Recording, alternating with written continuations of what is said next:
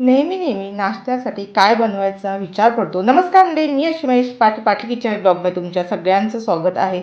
आज मी तुम्हाला 2 कपाच्या मापाने आपण आज कुरमुल्याचा नाश्ता रेसिपी बघणार आहोत. अगदी झटकेपट आणि घरगुती साहित्यामध्ये आणि सोप्या पद्धतीने आणि आवडेल असा हा नाश्ता रेसिपी रेडी होते. तर चला आपण आपल्या रेसिपीला सुरुवात करूया. आता इथे मी जे साहित्य घेतले ते तुम्हाला सांगते. तर मी इथे कुरमुले घेतले, कपाच्या मापाने म्हटलं तर 2 कप मी इथे कुरमुले घेतले. 1 कप आपण घेतलेला आहे आणि ह्याच्यामध्ये दुसरा कपसुद्धा मी घालून घेते. असे 2 कप टोटल आपण कुरमुले घेतले आहेत.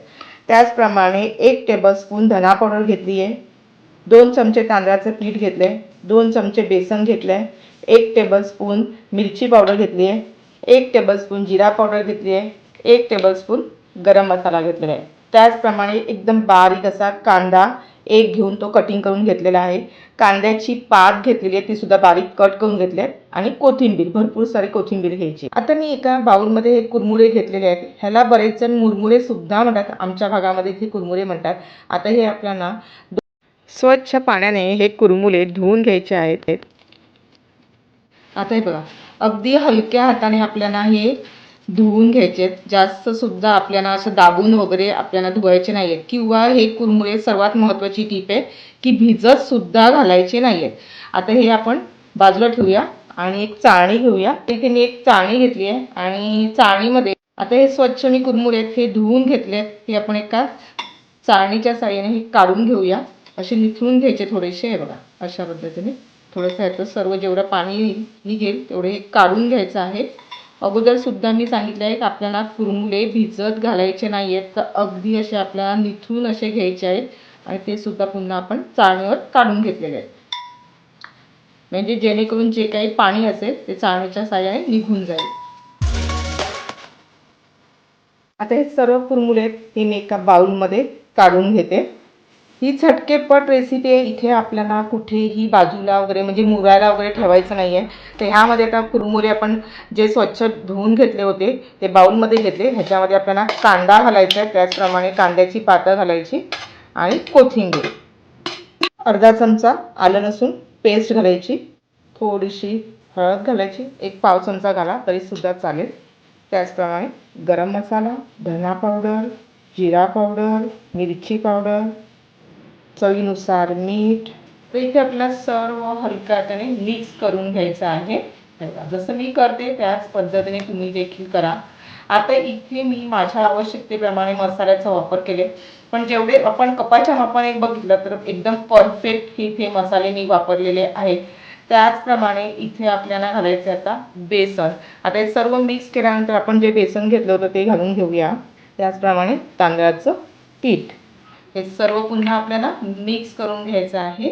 आता मी जसं मिक्स करते त्याच पद्धतीने तुम्ही मिक्स करा. आता इथे ना मी मिरची पावडरचा वापर केला आहे. तुम्हाला मिरची पावडर जर का आवडत नसेल तर तुम्ही इथे मिरचीसुद्धा वापरू शकता. म्हणजे हिरवी मिरची बारीक 3-4 कापून टाका तरीसुद्धा चालेल. तर इथे ना मी मिक्स करून घेतलेलं आहे. इथे आपल्याला ना थोडंसं बाइंडिंग येण्यासाठी इथे जर का तुम्हाला आवश्यकता लागली तर थोडासा आपण पाण्याचा वापर करायचा, 1/2 चमचा वगैरे. त्याचप्रमाणे अगदी तुम्हाला काही वाटलं बेसन वगैरे कमी आहे तर तुम्ही इथे बेसनचा सुद्धा वापर करू शकता. म्हणजे थोडंसं बेसन वापरायचं म्हणजे खूप छान बाइंडिंग येतं.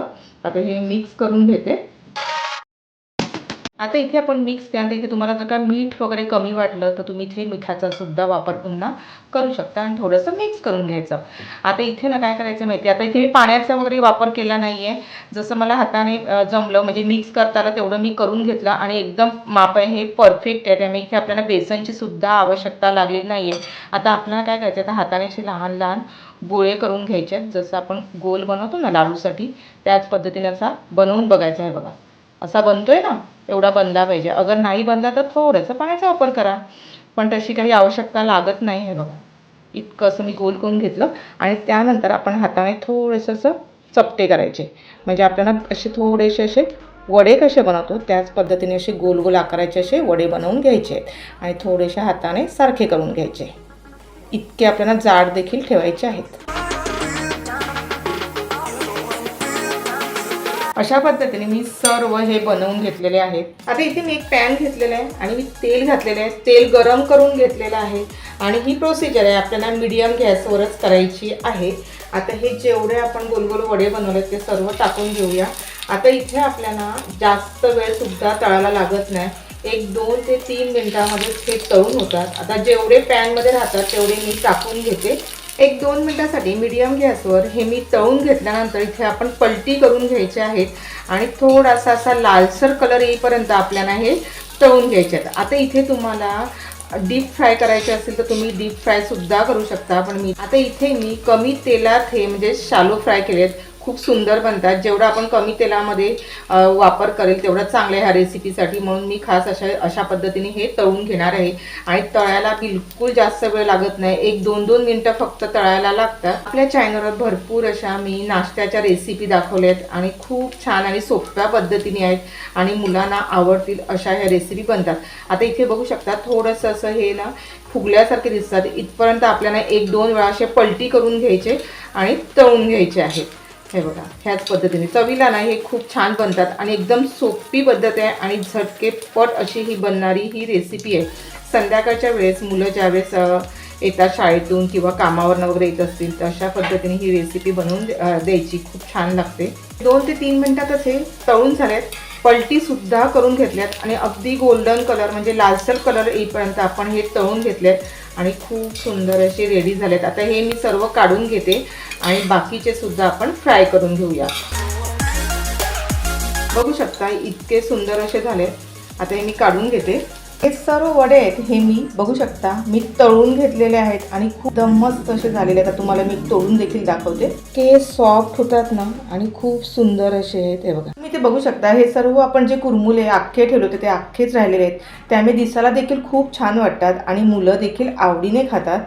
वडे ना तुम्ही असे सुद्धा नुसते खाऊ शकता किंवा टॅमॅटो सॉस असेल तर तुम्ही टॅमॅटो सॉसबरोबर सुद्धा खाऊ शकता। त्याचप्रमाणे एखादी चटणी वगैरे असेल तुमच्याकडे बनवली त्यासोबत खाल्लं तरी सुद्धा चालेल। तर आजच्या व्हिडिओमध्ये मी तुम्हाला 2 कपाच्या मापाने कुरमुल्यापासून वड्याची रेसिपी दाखवली आहे आणि झटकेपट बनणारी आहे।